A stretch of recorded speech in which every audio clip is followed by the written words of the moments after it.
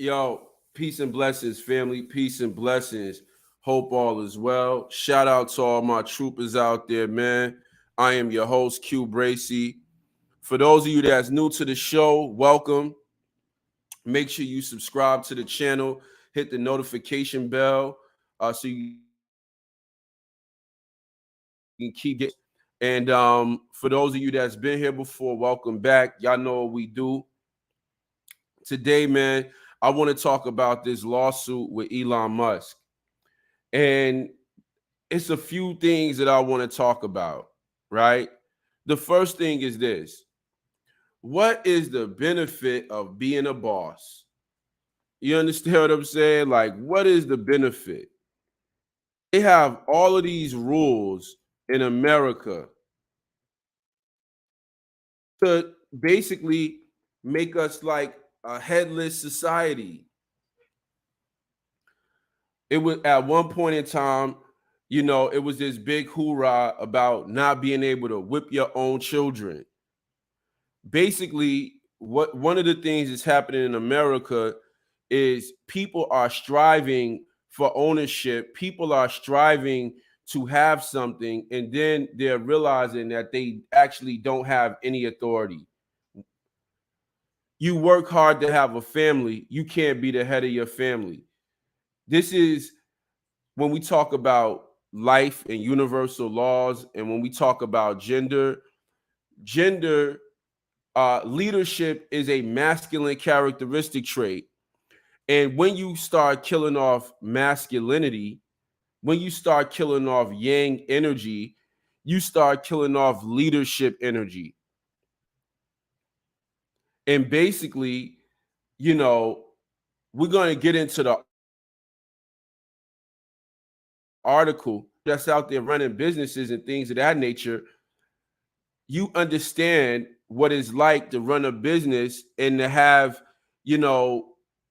all of these rules and regulations on your business. You can't even just run your business. Are some of these rules and regulations good to protect the employees? Yes. But a lot of these things make the business owner more vulnerable.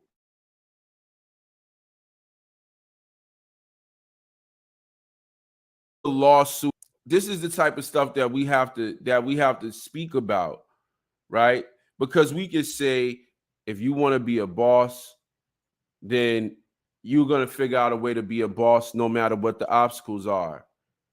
But then when we see situations like 2020, in 2021, where so many business owners were told that they didn't have enough common sense to run their business in a way that could be pandemic friendly, that they had to shut their doors down. A lot of these businesses went out of business because they were not allowed to be in business. They realized that as a business owner, they was not necessarily they didn't have any authority. They didn't have the authority that they thought they had. And this is what's basically going on right now with Twitter. But it's not that Elon Musk is finding out that he doesn't have the authority. What's happening is that he's running up against a bunch of roadblocks because he's exercising his authority. And what do people say? People say, you should be able to bounce back from all of these roadblocks that we putting up. And it's like, yeah, I should be able to bounce back. But at the end of the day, certain things I'm just discouraged from doing because I don't even want the problems. Like, I have to ask myself, is the juice worth the squeeze? Hold on 1 second. Let me tighten something up real quick. So, anywho, yeah, man, that's where my mind is at today. My mind is on leadership and how in America they don't want anybody to have authority over anything. Even if they built it, they want to tell you how to run it. All right, there we go. Even if they built it, they want to tell you how to run it. So let's get into this article. New lawsuit claims Elon Musk's Twitter layoffs targeted women. All right. The lawsuit filed by former Twitter employees alleges that Elon Musk's company disproportionately target women in its half of the platform's workforce, and that female staff had targets on their back. Okay. Uh, Under Elon Musk's helm, Twitter laid off the company and only 47% of the men, according to the proposed class action filed late Wednesday in a San Francisco federal court. This is where things become interesting, because are we saying that he should do 50-50? Is that not misandrous? What if only 57%, only 47% of the men deserve to get fired? What if they actually, that was based on him being a boss and the decisions that he wanted to make? It seems like what they're saying is that, and for more men to stay, and for more women to stay. And the biggest problem that I have with this is that it has a underlying feeling of misandry. I want to take something from men that were chosen, that the boss feels like deserves it, and give it to women, just in the name of equality. And I think that's bogus. Women in engineering roles were even more, 63% of women being let go compared to 48% of men, according to the lawsuit. So the way that this broke down was like this. Okay. You see the thumbnail where you have Elon Musk taking a picture. You got the communications department, he's with a bunch of women, and then you have the engineering department where there's a bunch of men. So basically, one of the reasons why was more women laid off than men is because the big was the communications department. This is something that we talk about in this space all the time when it comes to corporate America and all these fake paper pushing positions that don't actually lead to production. And a lot of these positions are occupied by women. Once again, when we go back to the pandemic and we look at 2020 and 2021, one of the things that we saw was that there were, when we talked about essential workers, was not categorized as essential workers because the work that they do is really not essential. And so Elon Musk laid them off. Now, in terms of the overall situation, 57% of women were fired and 47% of men were fired.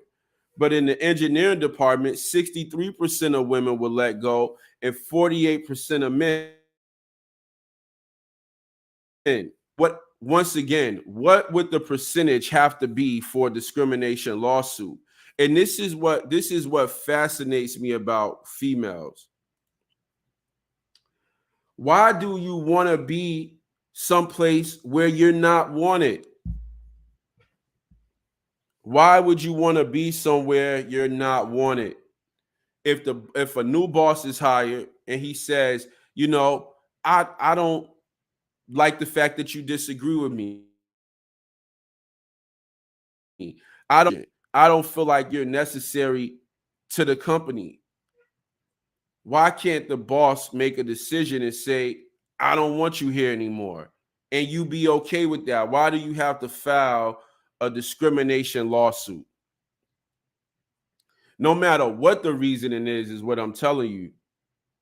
No matter what the reason is, why should people in America, why should bosses, why should people that write the checks be obligated to pay people that they don't want to pay?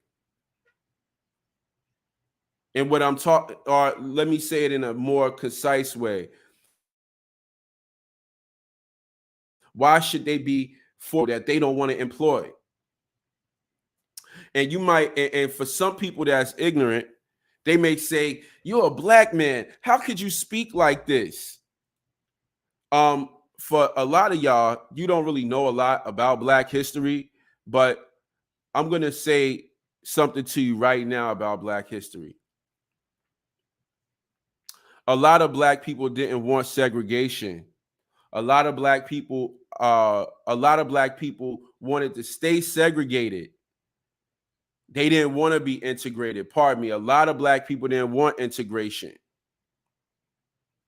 And so this whole idea that Black people benefited and that Black people wanted to be integrated is a myth. There is a large segment of the Black population that did not want to be integrated. The only thing was some dignity and respect from the government, meaning that if I'm using a government facility, I don't want the bathrooms to say coloreds and white people. But if you got a private business and you want to run your business however you want to run it, run your business that way. But I'm not saying that some Black people didn't want integration.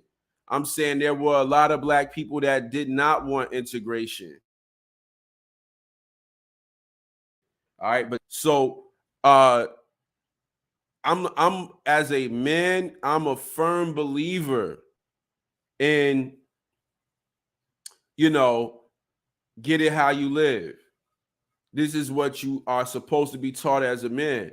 If somebody lets you go from a job, go find another job. Make it to, like, figure it out. Make it happen. If somebody fire you, if somebody say, "I'm gonna fire you because you Black," all right, cool. You don't want me here because I'm Black. Why would I want to be here? Why would I want to file a lawsuit because you don't want me here? You understand what I'm saying? Other than to just try to get a bag real quick. And the main people that benefit from all of those laws that was put in during all of the things that happened in civil rights was to protect minorities, not Black people. Black people benefit from all of these things less than anybody else. The people that was out there getting sprayed down and all of that, those people benefit less. We benefit less. So, like I said, I don't understand the mentality of these women that's sitting there wanting to file a lawsuit because Elon Musk don't want them there no more. The lawsuit filed on behalf of the two women who were fired claims the layoffs violated state discrimination in the workplace. The plaintiff's lawyer, Shannon Riordan, a lawyer attorney known for her class action suits against companies like Uber and Starbucks, describes women at Twitter as having targets on their back. In a statement after Musk acquired the company in October for $44 billion, despite their contributions to the platform. All right, the tangent. This is important. This is very important. The lawsuit is the latest in a string of legal actions taken by former Twitter employees since the rampant layoffs. Last month, another employee who was fired filed a suit claiming that Musk demands that workers be extremely hardcore and working long hours and high intensity in order to stay at the company, forced disabled workers to resign. Other lawsuits claim laid off workers were not given legally required advance notice and did not receive the severance package the company promised. All right, that is something you have to do. You got to give them the things that's legally required, the advance notice and the severance package. But a severance package is for a layoff, not for a termination. Okay, let's be clear. But there's a lot of speculation around the fact that because he said it was going to be extremely hardcore and that people were going to be working hard, a lot of people decided to push back against that type of culture. And this is what had more to do with him being, with him terminating people, is that they didn't want to work and be extremely hardcore. And this is something that we talk about in this space. We talk about how women want to feminize the workplace. When you think about men in the workplace, we are we are men are minimalist by nature. The old legendary bachelor's pad. Men are minimalist by nature. So when we talk about women that's being added to the workplace that have nothing to do with work, but it has a lot to do with the psychology of the worker, right? And the thing is, all of this is fine and dandy if it adds to the bottom line. But one of the main issues that Elon Musk had was that the company was losing money in ad revenue, and they needed to be extremely hardcore for financial reasons to bring the company back to where he wanted the company to be. And so, it's like when I had my company, I would talk to people all the time, and I learned valuable lessons from running my company. And I'm looking forward to doing it again. One of the most valuable lessons that I learned from running a company is that your employees do not care about you. They do not care about the state of the company. If they are employees and they're shareholders, so they own some stock and things of that nature, cool. But most people don't care about the company and building a company, So if you tell them, hey, the bottom line is low, either you're going to work hard or you're going to get out, they're going to push back because they like, what? They think that businesses are going to stay around forever, that they got all the money in the world. Job security is a myth. And this is why a lot of times when you start going in certain circles, the employee is equated with a child, because only children are supposed to believe in security. As a grown man waking up every single day, you're supposed to know that nothing is guaranteed, nothing is promised. And the only thing that you get up on is building a certain skill set, so that if anything were to happen, you can fall back on your skill set. And this is why, as a side note, when men learn how to survive out in nature, we talk a lot about lifting weights and being in shape and things of that nature, great for your masculinity. But these things scratch the surface. They're very superficial, right? If you take a man that got a bunch of muscles and you put him out in nature and he don't know how to survive in nature, his manhood is in question.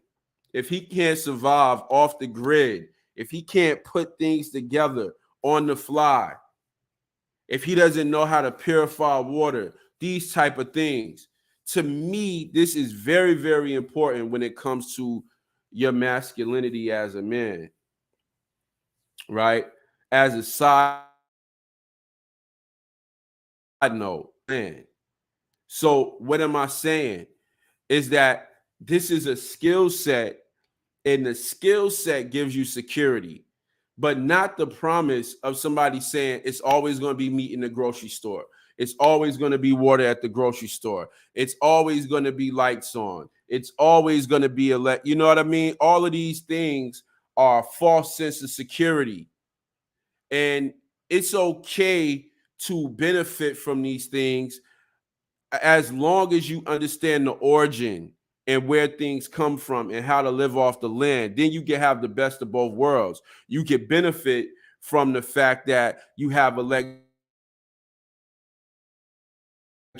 and run that nature. You can benefit from that. But if anything were to go left, you prepare for that as well. And that is where you get your security from, knowing that if things go left, I'm good with that too.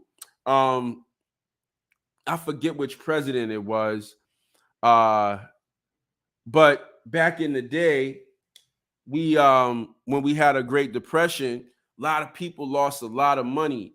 And I was watching PBS with a fishing pole, and he lost some money, and he said the main thing to remember is the simple things in life. And in the 20s and the 30s, they got so far away from the simple things in life. And when the market crashed, people had to go back to the basics. People had to go back to appreciating the simple things. And so when it comes to security, like if you could go that low, then when you get that high, you ain't gonna want to jump out a window if things don't go the way you want them to go. Because we see that happen all the time when it's financial downturns and things of that nature. People be ready to call it quits. Like they can't go back to the basics. And that's a spiritual lesson that I got from a guy named Osho until the documentary came out on Netflix called Wild Country. But Osho said you can only go as high as you're willing to go low. And a lot of times when people talk about success, they only talk about going high. They don't talk about Tyler Perry sleeping in his car. They don't talk about, The Rock. His whole production company is called $7 because it was a time where he only had $7 in his pocket. And, a lot of people want to get down on you, or a lot of people want to jump ship when you down and out. But that's where the real you is made at. You understand what I'm saying? When you only got $7, when you at your lowest, that's when you find out what your true character is. And so, like I said, when we see these lawsuits come out, a lot of this is the coddling of America. It's the wanting people to feel like job security and all. What is job security? What is that? If somebody say they don't want you on the job for any reason, fall back on your skills, go get another job, start your own business. If The Rock could do it from $7, you could do it with whatever you got in your account.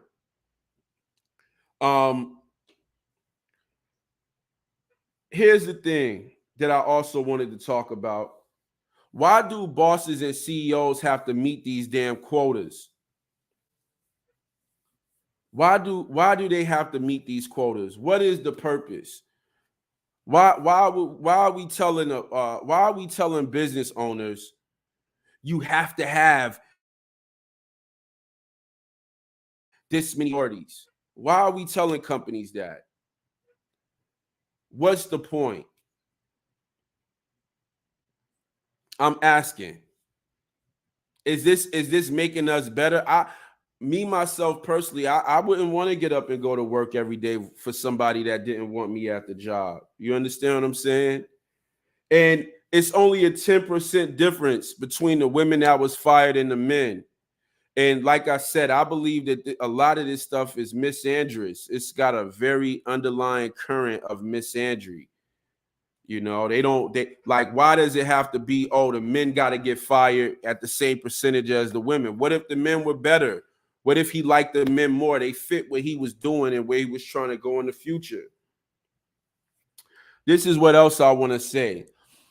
Things, and Thomas Sowell said this as well. Situations like this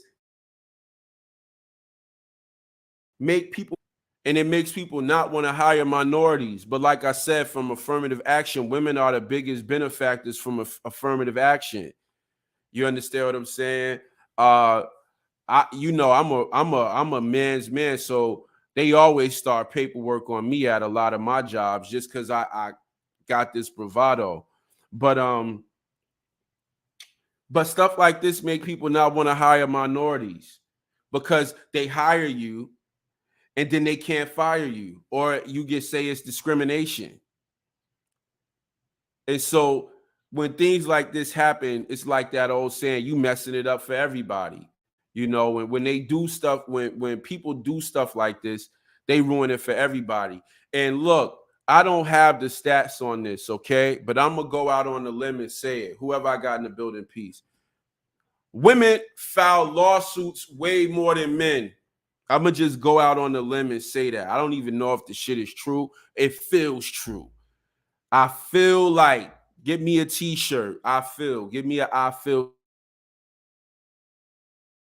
t-shirt. File lawsuits more than men do, which makes men not want to deal with women, because when you are dealing with a woman, it then makes you feel like you're dealing with an agent. You're dealing with somebody from the outside. And if things go wrong, they're going to let you know by filing a lawsuit against you. You know, and this is something, this is a real concern that men have. This is where the whole MGTOW in terms of your personal relationship with women, but you have MGTOW in terms of work. And a lot of men stop wanting to work with women after the whole Me Too movement and all of the stuff that's going on. A lot of men was like, it's not worth the trouble. I got it. And a lot of women started complaining about not getting mentorship and things of that nature. Oh, because they want to be in the boys' club. They like, it's not fair. They go out and have drinks after all of this shit. And it's like, if we never hired women, we wouldn't have this problem in the first place. And I'm gonna go ahead and say this too. A lot of people try to equate like being black to like being a woman, and it's not the same. I'm not saying one is better or worse, but what I am saying is that, when you start speaking the truth as a black man, a lot of people like, you're supposed to be a Democrat. You're supposed to be okay with this because it's like, no. Like I said, a lot of black people was against integration. Go look at some documentaries. Powerful black men. Malcolm X, Marcus Garvey. I could go on and on and on. They was like, we want to keep our businesses. We want to keep we don't want to intermingle. They was like, we don't want to have to hire. You understand what I'm saying? But this is what happens, to go back to the beginning of my monologue. This is what happens when you want to create a leaderless society. And the way that you create a leaderless society is by trying to kill off masculinity. I just seen a story that came out in California where they're paying babies. They're paying women to have babies. They're paying women to go through the process. Basically, the government wants to replace the man. But the government, for one, is they do the worst business. The government does terrible business. We left Afghanistan and we left billions of dollars over there. We wasted billions of dollars in the process of being over there. Okay? Anybody that's got to deal with the government, they know it takes forever. They owe me money right now on my money, but it takes forever for the government to do stuff. And then they got involved in the household and telling people how to live their life. What is the most basic form of business? The most basic form of business is home economics. The most basic form of economics is home economics. So once the government start getting into your house and start telling you how to live and and basically saying, we'll take care of your kids for but you can't be there. That was the start. That was the start of this society. And because of that, it's a lot of masculine principles that we don't live by anymore, just as a society, you know. And that's this whole woke thing. Courtney Michelle just did a great video where they was like, the word of the year in definition.com, the word of the year is woman. And one of the reasons why that word got so much attention this year is Bosch come out with a documentary about what is a woman. And Ketanji Brown, during her court hearings, was asked, what is a woman? And she said, I'm not a biologist. I can't answer that question.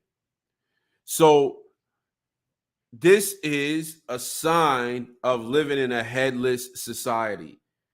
People can't give you a definition of what a woman is. If they can't give you the definition for a man, this is true demoralization.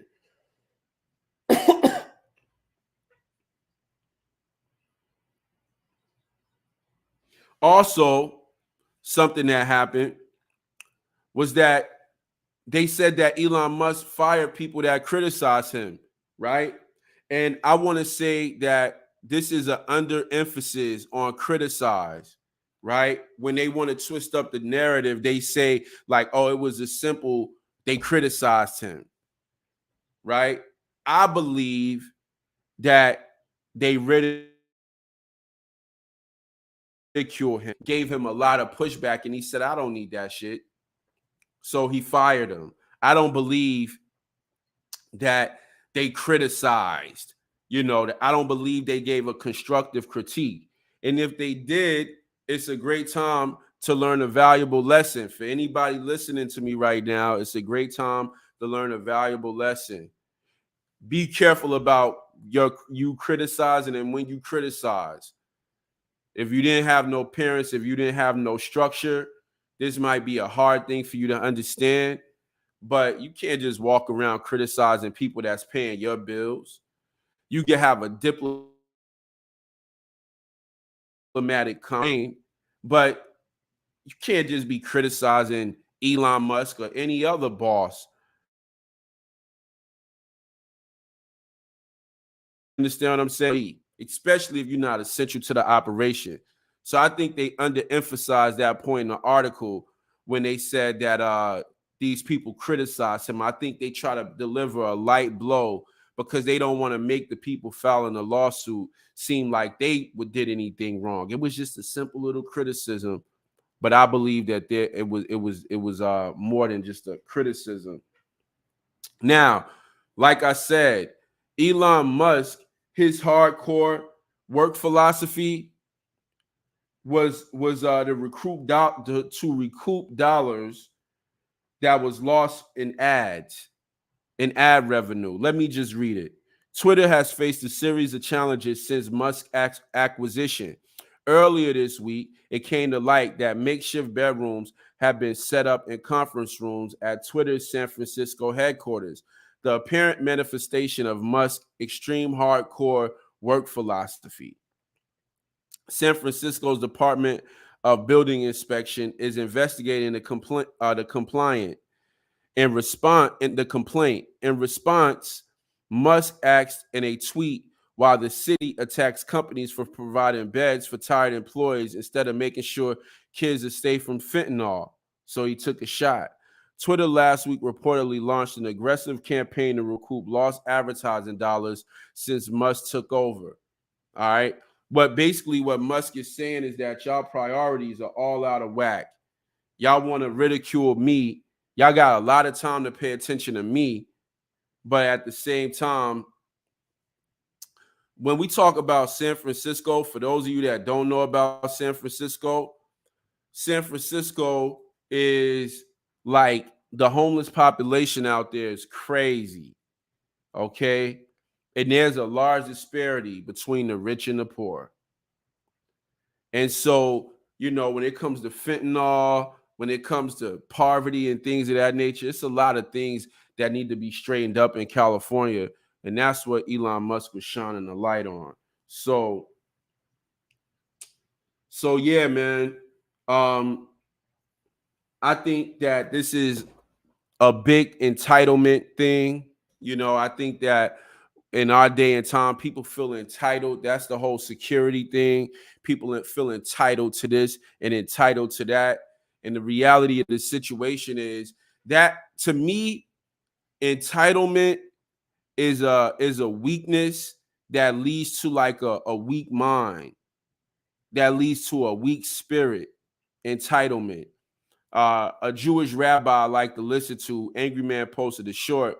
He said, if you raise your children, you can enjoy your grandchildren. If you raise your children, you can spoil your grandchildren. If you have to raise your grandchildren. And this is a great example of entitlement to me. When we say spoil and we say entitled, if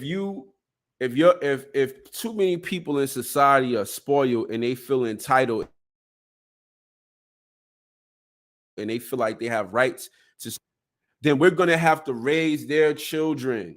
We're going to have to raise up the babies, because a lot of people are not going to be able to make it, because the world doesn't owe you anything. And men should definitely understand that. And as a man, things you need to do to keep your household in order is you need to make sure that nobody feels entitled in your household. So not only as a man do you need to make sure that you are not getting caught up with that entitlement mindset, you need to make sure that the people that's under your leadership are not getting caught up in the entitlement mindset. And you also need to make sure that what was I going? Because I've seen this happen a lot. I've seen, like, obviously for a lot of black people, this is a lot of black people grew up in the hood, in the projects. And I've seen this a lot with people that was first generation middle class. They wanted to spoil their children and give their children everything. You know what I'm saying? Because of the way that they grew up. And they ended up spoiling their children. And now they got to raise their grandchildren. And so even if you didn't grow up with much and you want your kids